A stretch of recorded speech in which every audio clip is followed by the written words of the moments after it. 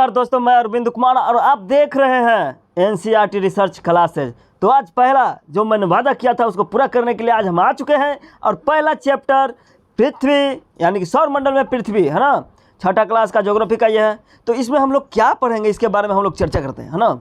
इसमें हम लोग पढ़ेंगे, क्या पढ़ेंगे, देखिए ये सौर परिवार है, सौर मंडल का ये सारे परिवार है। यहाँ सूर्य के बारे में हम लोग पढ़ेंगे, ग्रह के बारे में पढ़ेंगे, हम लोग क्षुद्र ग्रह के बारे में पढ़ेंगे और क्या पढ़ेंगे, उपग्रह के बारे में पढ़ेंगे, तारा किसको कहते हैं, सूर्य की परिवार कितने हैं, ये सब के बारे में हम लोग पढ़ेंगे इस अध्याय में। बहुत ही इंटरेस्टिंग अध्याय है यह। तो हम लोग इसमें आगे बढ़ते हैं। उससे पहले एक बात और आपको हम बताना चाहेंगे, अगर आपने मेरे चैनल को सब्सक्राइब, लाइक और बेल आइकन को नहीं दबाया है तो ज़रूर करें और आगे हमारे साथ बने रहिए। तो देखिए इसमें हम लोग पढ़ेंगे क्या, क्षुद्र ग्रह क्या होता है, ग्रह क्या होता है, उपग्रह क्या होता है, सौर मंडल क्या होता है और नक्षत्र क्या होता है, इस सब के बारे में हमें थोड़ी सी जानकारी इसमें प्राप्त करनी है। तो पहले हम लोग आते हैं यहाँ पे, ये क्या है, सौर मंडल में पृथ्वी, यानी कि सौर मंडल में पृथ्वी कहाँ पे है। तो पहले तो मैं आपको बता दूँ कि हमारी पृथ्वी कहाँ है।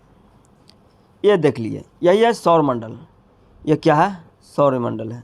सौर मंडल का मुखिया सूर्य है, सूर्य के बाद बुध, बुध के बाद शुक्र, शुक्र के बाद पृथ्वी, पृथ्वी के बाद मंगल, उसके बाद है क्षुद्र ग्रहों की पट्टियाँ, है ना, क्षुद्र ग्रहों की पट्टियाँ। उसके बाद फिर आ जाएगा हमारा जुपिटर यानी बृहस्पति, उसके बाद शनि, शनि के बाद यूरेनस, यूरेनस के बाद प्लूटो, प्लूटो तो एक बौना ग्रह है, यूरेनस, उसके बाद नेपच्यून आ जाएगा। तो 4 आंतरिक ग्रह होते हैं, 4 बाह्य ग्रह होते हैं। इस सब के बारे में हम जानेंगे आज हम इसी चैप्टर में। तो चलिए पहले हम थोड़ा यहाँ पे आते हैं, क्या लिखा है एनसीईआरटी को, बात को हम फॉलो करते हैं। सूर्य अस्त के बाद आकाश को देखना कितना अच्छा लगता है। आसमान में पहले 1 या 2 चमकते बिंदु ही दिखते हैं, लेकिन बाद में इनकी संख्या बढ़ती जाती है। आप उनकी गणना नहीं कर सकते हैं। सही बात है, हम लोग गणना नहीं कर सकते हैं आकाश में। लेकिन एक बात मैं आपको बता, संपूर्ण आकाश छोटी छोटी चमकदार वस्तुओं से भर जाता है, जिनमें से कुछ चमकीले होते हैं एवं कुछ धुंधले। ऐसा प्रतीत होता है मानो आकाश में हीरे जड़े हो। इनमें से कुछ टिमटिमाते प्रतीत होते हैं, लेकिन देखिए लेकिन आप उनको ध्यान से देखेंगे तो आप पाएंगे कि इनमें से कुछ की टिमटिमाहट अन्य से अलग है। ये बिना किसी टिमटिमाहट के चंद्रमा के समान चमकते रहते हैं। कुछ ऐसे होते हैं जिसका टिमटिमाहट अलग होता है और कुछ टिमटिमाते रहते हैं। इन चमकीले वस्तुओं के साथ आप लगभग प्रतिदिन चंद्रमा को भी देखते हैं। जैसे ये कोई ऐसे भी हमको दिखाई दे जो लगता है कि इसका टिमटिमाहट अलग है और कुछ का टिमटिमाहट अलग लगता है। तो चंद्रमा भी हमें वैसे ही नज़र आते हैं। यह अलग अलग समय पर अलग अलग आकार तथा अलग स्थितियों में दिखाई पड़ता है। आप पूर्ण चंद्र को लगभग 1 महीने में 1 बार ही देख सकते हैं। महीना में पूर्णिमा सिर्फ 1 बार आता है ना। पूर्ण चंद्र को जब हम देखते हैं तो उसी रात को हम लोग क्या कहते हैं, पूर्णिमा की रात, है ना, पूनम की रात उसी को कहा जाता है। जिस दिन चंद्रमा क्या होता है, पूरी दिखाई देती है। यह पूर्ण चंद्रमा वाली रात पूर्णिमा होती है। देखिए 15 दिन के बाद इसे नहीं देख सकते हैं। 15 दिन हो जाएगा तो हम उसे नहीं देख सकते हैं। ये क्या दिखाएगा, कुछ भी नहीं नज़र आएगा। उस दिन अमावस्या, है ना, यह नए चंद्रमा की रात या अमावस्या कहलाती है। जिस दिन हमें चंद्रमा नहीं दिखाई देती है 15 दिन के बाद, यानी पूर्णिमा जब होती है, पूर्णिमा की 15 दिनों के बाद हमें चंद्रमा नहीं दिखाई देती है, तो उसको क्या कहते हैं, अमावस्या या नए चंद्रमा की रात कहते हैं। ऐसी रात में अगर आसमान साफ है तो आप आसमान का अवलोकन अच्छी तरह से कर सकते हैं। अवलोकन करना है कि अच्छी तरह से हम आसमान को देख सकते हैं कि उसमें कितने सारे तारे नज़र आते हैं, सब अच्छी तरह से पता चलते हैं हमें। तारों, उसका नक्षत्र, वहाँ पे आकाशगंगा को भी हम देख सकते हैं, ध्रुव तारा को भी देख सकते हैं। क्या आपको इस बात पर आश्चर्य नहीं होता है कि हम दिन के समय चंद्रमा एवं इन सभी छोटी चमकीली वस्तुओं को क्यों नहीं देख पाते हैं, है ना। आखिर रात को दिखाई देता है बच्चों, तो दिन को क्यों नहीं दिखाई देता है। इस बात पे हमें लगता है कि रात में क्यों दिखाई देता है, दिन में क्यों नहीं। इसका दिखने का कारण ऐसा है कि ऐसा इसलिए है क्योंकि सूर्य के अत्यधिक तेज प्रकाश के कारण रात के समय चमकने वाली वस्तुओं को हम दिन में नहीं देख पाते। दिन में सूर्य की रोशनी इतनी तेज होती है कि जिसके वजह से हम लोग उसे नहीं देख सकते हैं। जब सूर्य रात में नहीं नज़र आता, इसलिए वो दिखाई देते हैं। हालांकि वो भी सूर्य के तरह ही तारे हैं, सूर्य भी एक तारा है, वो भी तारा है, लेकिन वो हमसे बहुत दूर है, जिसके कारण वो हमें उसकी रोशनी हमारे पास नगण्य मात्रा में आती है ना। सूर्य हमारे नज़दीक में है, हमारे पृथ्वी से 15 करोड़ किलोमीटर की दूरी पर है, इसलिए 15 करोड़ किलोमीटर की दूरी पर है। हाँ, तब पर भी यहाँ पे इसका गर्मी आता है और दिन के समय हमें नहीं दिख पाता। कौन? तारा, उसके रोशनी के कारण। आगे देखिए, सूर्य, चंद्रमा तथा वे सभी वस्तुएं जो रात के समय आसमान में चमकती है खगोलीय पिंड कहलाती है। खगोलीय पिंड क्या कहलाती है? जो हमें रात में, सूर्य हो गया है ना, यानी कि सूर्य दिन में नजर आता है। सूर्य हो गया, आकाश में जो हमें नजर आते हैं, सूर्य, चंद्रमा, पृथ्वी पर तो हम हैं ही, यानी कि मंगल वगैरह, सूर्य, चंद्रमा, ग्रह, उपग्रह, ये सब जितने भी आकाश में हम देखते हैं जिन वस्तुओं को, वो सब काची कहलाता है? खगोलीय पिंड कहलाता है। कुछ खगोलीय पिंड बड़े आकार वाले तथा गर्म होते हैं। ऐसे ये गैसों से बने होते हैं ना। कुछ जो खगोलीय पिंड होते हैं बहुत बड़ा आकार वाला होता है और गर्म होता है और बना हुआ था किस चीज़ से? गैस से। इनके पास अपनी ऊष्मा तथा प्रकाश होता है, जिसे वे बहुत बड़ी मात्रा में उत्सर्जित करते हैं। इन खगोलीय पिंडों को तारा कहते हैं। वैसा खगोलीय पिंड जो आकार में बहुत बड़े होते हैं, बहुत गर्म होते हैं, वो गैसों से बने होते हैं, वो बहुत सारी प्रकाश उत्सर्जित करते हैं, उसमें प्रकाश होता है ना, तो वो क्या कहलाएगा? तारा। सूर्य भी एक तारा है ना। आगे हम लोग देखते हैं, सूर्य भी एक क्या है? तारा है। ये देखिए, आओ कुछ करके सीखें। आपको क्या करना है कि एक कागज़ लेना है ना, एक टॉर्च लेना है, एक कागज़ लेना है सादा, और एक पेंसिल लेना है, एक सुई लेना है। अब क्या करना है कि टॉर्चवा पर है ना, टॉर्च पे क्या करना है कि टॉर्च को ऐसे नहीं होता है, टॉर्च पर क्या करेंगे कि कागज़ को इससे ढक देंगे। ढकने के बाद उस सटा कर क्या करेंगे, उसको साट देंगे। सुई ले लेंगे, सुई से क्या करेंगे, इसमें सब में छेद कर देंगे है ना। फिर जाएंगे अंधारा वाला घर में, अंधारा वाला घर में जाकर क्या करेंगे कि अपने घर में जाएंगे जिसमें अंधेरा हो, और क्या करेंगे वहाँ पे जाकर कि बॉल उसका स्विच ऑफ कर देंगे और इसको अब टॉर्च को बारेंगे। और टॉर्च में जब कागज़ लपटेंगे तो स्विच जो है टॉर्च का, उसको हम नहीं झाँकेंगे, तो हमको नज़र आएगा कैसा? इस तरह से नज़र आएगा है ना रात में। तो हमको फीलिंग होगा रात में जो दिखता है वो आकाश में जैसे टिमटिमाते हुए तारे नज़र आते हैं, उस तरह से हमें दिखाई देगा घर में है ना। हमारे घर में ही आकाश बन जाएगा। वह इसके बारे में दिया हुआ है। चलिए, अगर उसको हम बता देंगे तो दृश्य हो जाएगा। ध्रुव तारा में क्या होता है कि ये सतभैवा सप्तऋषि तारा है। सप्तऋषि तारा के ये सोज है, ये जो ऐसे बना है, इसके सोजे से अगर देखेंगे तो यहाँ आ गए 3 तारा जो है, इसके समूह के आगे एक तारा है जो चमकीला होता है, इसे को ही कहते हैं ध्रुव तारा है ना। अब ध्रुव तारा कहाँ होता है? तो उत्तर दिशा में होता है। ध्रुव तारा कहाँ रहेगा? उत्तर में। वो अपना स्थिति कभी भी चेंज नहीं करता है, हमेशा वहीं पे रहता है। ध्रुव तारा को पकड़ेंगे कहाँ से? सतभैवा तरेगन से है ना। यानी सप्तऋषि तारा जो है, इसे हम लोग कहते हैं सतभैवा तरेगन। तो इसके क्या करेंगे कि इसी से हम लोग पता करेंगे। ठीक, कैसे पता करेंगे कि यहाँ से एकदम सीधा देखिए, यहाँ पे दिख रहा है इस लड़की के, ये जो सामने वाले ध्रुव तारा है। तो चलिए, उत्तर दिशा में होता है। इसी से हमारे पूर्वज जो होते थे है ना, हमारे भारत में दिशा का ज्ञान इससे लेते थे। रात्रि में कहीं गमन करते थे तो पहले तो इतना टेक्नोलॉजी था ही नहीं। तो चलिए आगे हम लोग बढ़ते हैं। चलिए, रात के समय चमकते हुए अनगिनत तारे सूर्य के समान ही हैं, लेकिन हमसे बहुत दूर हैं होने के कारण हम लोग उनके ऊष्मा या प्रकाश को महसूस नहीं करते हैं तथा वे अत्यंत छोटे दिखाई देते हैं। हमें छोटे इसलिए दिखाई देते हैं तारे, क्योंकि हमसे बहुत दूर है ना, बहुत ज़्यादा दूर है। इसलिए आपने अवश्य ध्यान दिया होगा कि कुछ दूरी से देखने पर सभी वस्तुएं छोटी दिखाई देती हैं। अत्यधिक ऊंचाई पर उड़ रहा हवाई जहाज कितना छोटा दिखाई देता है। अगर हम किसी वस्तु को दूर से देखते हैं तो वो वस्तु छोटा नज़र आता है ना। तो इसीलिए हमें क्या होता है, चंद्रमा हो गया, ध्रुव तारा हो गया, तारा लोग हमें बहुत छोटे दिखाई देते हैं। बहुत दूर होने के कारण उसका उस्मार प्रकाश हमारे पास नहीं आ पाता है, सिर्फ रात में ही हमें वो चमकता हुआ दिखाई देता है। रात्रि में आसमान की ओर देखते समय आप तारों के विभिन्न समूहों द्वारा बनाई गई विविध आकृतियों को देखते हैं। बहुत सारे आकृतियाँ, कई सतभैवा कई दशभैवा जैसा रहता है ना। ये सब देखिए छोटे छोटे जो हैं, ये भी क्या है, एक नक्षत्र मंडल ही है। ये सब नक्षत्र मंडल है। तो इसे क्या कहते हैं, नक्षत्र मंडल। तारों के विभिन्न समूहों द्वारा बनाई गई, है ना, किसको कहते हैं, ये देखिए, रात्रि में आसमान की ओर देखते समय, है ना, तारों के विभिन्न समूहों द्वारा बनाई गई विविध आकृतियों को देख सकते हैं। ये नक्षत्र मंडल, विविध आकृति जो हमारे रात में नजर आता है तारों से बना हुआ, उसी को नक्षत्र मंडल कहते हैं। अर्सा मेजर या बिग बियर इसी तरह का एक नक्षत्र मंडल है। अर्सा मेजर, बिग बियर, ये नक्षत्र मंडल का नाम है। बहुत आसानी से पहचाने आने वाले नक्षत्र मंडल है सप्तऋषि, सतभैवा तारे ना। यह 7 तारों का समूह है जो कि नक्षत्र मंडल अर्सा मेजर का भाग है। यह किसका है भाग, सतभैवा त्रिगण अर्सा मेजर का है। आपने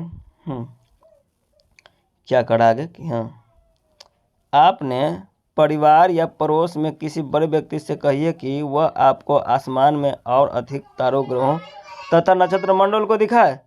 प्राचीन समय में लोग रात्रि में दिशा निर्धारण करने की सहायता से करने के लिए तारों की सहायता से करते थे, है ना। उत्तरी तारा का दिशा तो बताते हैं, इसे ध्रुव तारा भी कहा जाता है। ध्रुव तारा सतभैवा त्रिगण से कैसे पता करते हैं, इसके पहले हम लोग चर्चा कर चुके। यह आसमान में हमेशा एक ही स्थान पर रहता है। सप्तऋषि की सहायता से ध्रुव तारे की स्थिति को जान सकते हैं। चित्र में हम लोगों ने देखा सप्तऋषि मंडल के संकेत अक्षरों से कैसे उसको पहचाना जा सकता है। यहाँ पे आते हैं, कुछ खगोलीय पिंड में अपना प्रकाश एवं ऊष्मा नहीं होते हैं, वे तारों के प्रकाश से प्रकाशित होते हैं। ऐसे पिंड ग्रह कहलाते हैं। वैसे खगोलीय पिंड जिसमें अपना प्रकाश नहीं होता है, तारों के प्रकाश से प्रकाशित होता है और प्रवर्तन द्वारा, है ना, प्रकीर्णन द्वारा उससे लाइट निकलता है। जैसे हो गया क्या, ग्रह हो गया सारे, पृथ्वी भी उससे चमकती है ना। ग्रह जिसे अंग्रेजी में प्लेनेट, ग्रह इसे अंग्रेजी में क्या कहा जाता है, प्लेनेट कहा जाता है। और ग्रीक भाषा के प्लेटाई से यह शब्द निकला है। जो कहा कि प्लानिट कहाँ से है, प्लेनेटाई। प्लेनेटाई का मतलब होता है परिभ्रमण, यानी कि चारों ओर घूमना होता है। ठीक, परिभ्रमक यानी कि चारों ओर घूमना। अब पृथ्वी क्या करता है, सूर्य के चारों ओर घूमता है, इसलिए क्या हो गया, प्लानेट हो गया। जो भी जो है खगोलीय पिंड किसी तारे के चारों ओर घूमता है ना, तो वो क्या कहलाएगा, ग्रह कहलाएगा। पृथ्वी जिस पर हम रहते हैं एक ग्रह है ना। यह अपना संपूर्ण प्रकाश एवं ऊष्मा सूर्य से प्राप्त करती है, जो पृथ्वी के सबसे नजदीक का तारा है। पृथ्वी को बहुत अधिक दूरी से जैसे चंद्रमा से देखने पर यह चंद्रमा की तरह ही चमकती है। पृथ्वी कैसे नजर आती है, चंद्रमा की तरह आती है। अब देखिए थोड़ा सा इधर जो लिखा हुआ है इसके बारे में हम लोग देखते हैं। यहाँ तो पढ़िए, और कहीं पे है नहीं है। देखिए कुछ रोचक बातें, हम लोग क्या पढ़ें, कुछ रोचक बातें। बृहस्पति, शनि तथा यूरेनस के चारों ओर छल्ले हैं, है ना, जिसे क्या कहते हैं हम लोग, क्षुद्र पट्टी कहते हैं ना। विभिन्न पदार्थों के असंख्य छोटे छोटे पिंडों के से बनी पट्टियां हैं। पृथ्वी से इन छल्लों को शक्तिशाली दूरबीन की सहायता से देखा जा सकता है। हम क्षुद्र पट्टियों को कांची से देख सकते हैं, पृथ्वी की सहायता से देख सकते हैं। दूरबीन की शक्तिशाली दूरबीन की सहायता से, सूक्ष्मदर्शी से हम उसको देख सकते हैं। ठीक है, तो आगे हम लोग बढ़ते हैं। सौर्य परिवार, हम लोग का ये सौर्य परिवार है, ये हम लोग देख रहे हैं। आप अच्छी तरह से देख रहे होंगे। थोड़ा इसको और रोमांटिक बनाने के लिए इसका कलर चेंज करते हैं। ठीक है, ये सूर्य है, सूर्य के बाद बुध है, बुध के बाद शुक्र है, शुक्र के बाद पृथ्वी है, पृथ्वी के बाद मंगल है। ये हमारे क्षुद्र पट्टी है ना, क्षुद्र ग्रह की पट्टी। इसके बाद ये क्या है, बृहस्पति है। इसके बाद क्या है, शनि है, ये यूरेनस है, यानी कि ये अरुण है। और ये हमारे बबुआ वरुण है। ठीक, नेपच्यून या वरुण, ठीक। तो ये सबसे कोई बात नहीं है। यहाँ देखिए इन लोगों की दूरी है, दिखाई दिया हुआ है यहाँ पे, दूरी मिलियन किलोमीटर में है, यानी कि 1 मिलियन बराबर 10 लाख है ना, और करें 1 मिलियन यानी कि 10 लाख किलोमीटर में है। अब देखिए यहाँ पे कि यानी कि सूर्य से दूरी कितना हो गया, 58 मिलियन। शुक्र की 108 मिलियन किलोमीटर में है सूर्य से दूरी, और पृथ्वी के 150 मिलियन है ना, 150 मिलियन किलोमीटर की दूरी पर क्या है, पृथ्वी है। अब आगे देखिए मंगल, मंगल का है 228 किलोमीटर, 228 मिलियन किलोमीटर सूर्य से, है ना। सूर्य से यह दूरी है मिलियन किलोमीटर में। हम लोग जान रहे हैं ये सूर्य जो है, ये जो हमारे सूर्य हैं, ये क्या है, सौरमंडल के मुखिया जी हैं। अब मुखिया जी की दूरी मुखिया जी से कितना दूर है हमारे ग्रहों का, है ना, इनके परिवारों का। तो बुध क्या है 58 मिलियन किलोमीटर दूरी, शुक्र क्या है 108 मिलियन किलोमीटर, पृथ्वी कितना है 150 मिलियन किलोमीटर दूरी, मंगल क्या है 228 मिलियन किलोमीटर। ये है क्षुद्र पट्टी, है ना। इस क्षुद्र पट्टी के अंदर वाला को क्या कहते हैं, आंतरिक, क्या कहते हैं, आंतरिक ग्रह, और इसके बाहर वाला को कहते हैं बाह्य ग्रह। तो आगे हम लोग देखते हैं बाह्य ग्रह की कमाल। अब देखिए ये दोनों में बाह्य ग्रह में क्या है, जुपिटर का हम पहले दूरी देख लेते हैं, दूरी कितना है 778 मिलियन किलोमीटर, शनि का 1427 मिलियन किलोमीटर, यूरेनस का 2869 मिलियन किलोमीटर, और जुपिटर का कितना हो जाता है, तो जाकर हो जाता है 4496 मिलियन किलोमीटर।